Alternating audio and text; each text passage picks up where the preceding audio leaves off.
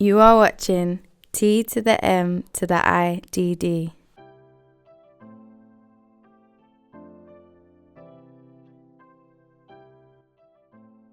What is going on, ladies and gentlemen? T to the M to the IDD. We are back with another video. This video is 5 things that I've seen and that I've actually done myself that makes you look like an amateur off-camera flash portrait photographer. Now, like I said, I have done these things myself, so I'll be the butt end of the joke here and be a little bit vulnerable to these things and efforts to help you become that pro off-camera flash user. So these are 5 different things. Let me know in the comments if you have ever witnessed any of these or if you have been a victim to any of these. So starting at number 1 is lighting placement.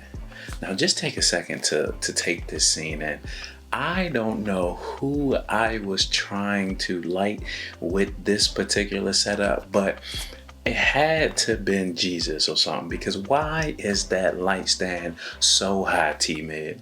Who am I trying to light right here? Now, this is just one thing. Knowing how to place your light can be a night and day difference in terms of the light output that you get. Now, obviously right here, it is extremely too high.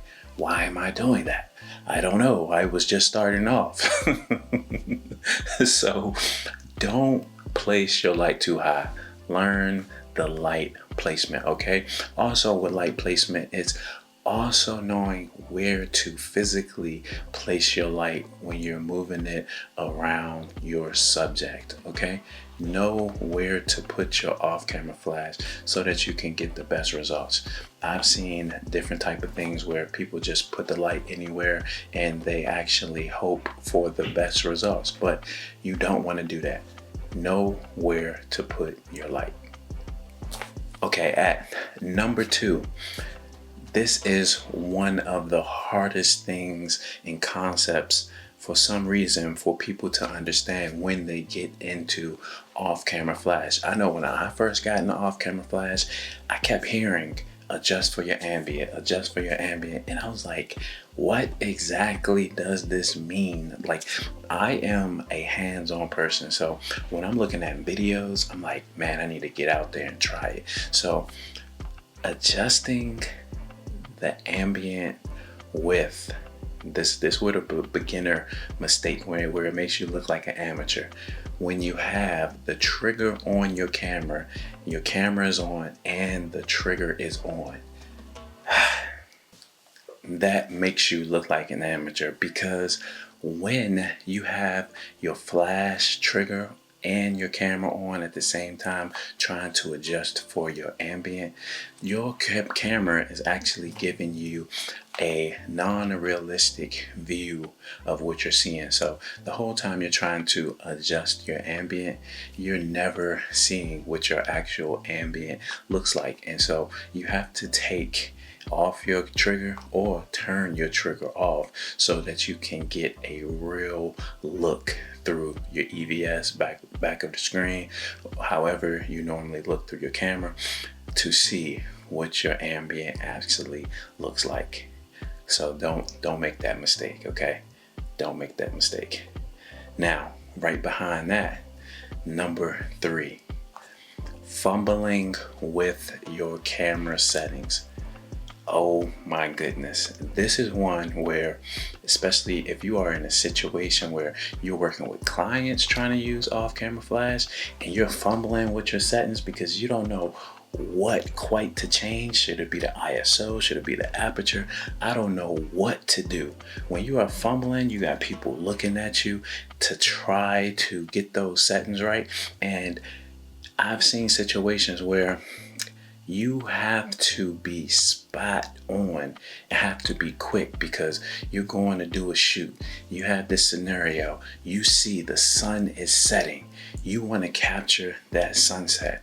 Okay, you have to be pretty quick. I've been in Las Vegas where the sun. You literally have minutes to capture that sun before it goes behind the mountains. And in that instance, you don't have time to be an amateur.